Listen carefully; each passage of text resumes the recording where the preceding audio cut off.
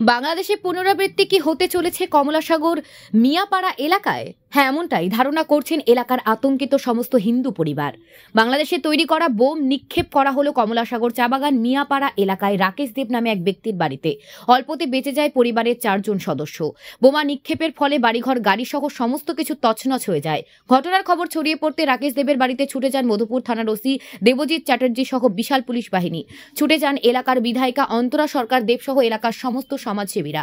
গোটা এলাকায় আতঙ্ক ছড়িয়ে পড়ে। জানা যায় কমলাসাগর মিয়াপাড়া এলাকায় 3টি হিন্দু পরিবার রয়েছে। এই 3টি পরিবারের ওপর একাধিকবার আক্রমণ সংগঠিত করছে কিছু দুষ্কৃতিকারীরা। 3টি হিন্দু পরিবারকে এলাকা ছেড়ে দিতে একাধিকবার চাপ সৃষ্টি করা হয়। পূর্বে এই এলাকায় অনেক হিন্দু পরিবার ছিল, কিন্তু মুসলিম ধর্মের নামে কিছু দুষ্কৃতিকারীরা অনেক হিন্দু পরিবারকে এলাকা ছেড়ে দিতে বাধ্য করেছে।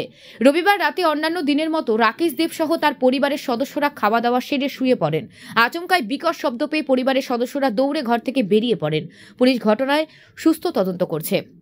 এদিকে বিধায়িকা অন্তরা সরকার দেব জাতি ধর্ম বর্ণ নির্বিশেষে সকল অংশের লোকেদের এলাকার শান্তি বজায় রেখে সুন্দর পরিবেশ সকলকে থাকার আহ্বান জানিয়েছেন। অন্যদিকে রাষ্ট্রীয় স্বয়ংসেবক সংঘের পক্ষ থেকে গোটা ঘটনার সুষ্ঠু তদন্ত করে অভিযুক্তদের কঠোর শাস্তির দাবি জানায়।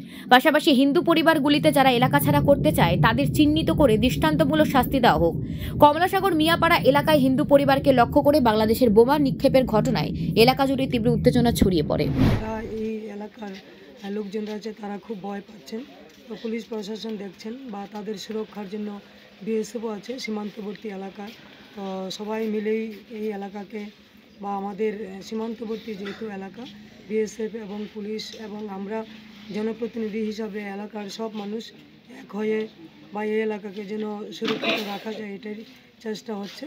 তো আমি আশা রাখি পুলিশ প্রশাসন এবং বিএসএফ সবাই একযোগে সহযোগে কাজ করবেন বা এই এলাকাকে বা সীমান্তবর্তী এলাকাকে রক্ষা করবেন। বিএসএফ তো সবসময় সুন্দর কাজ করে যাচ্ছেন।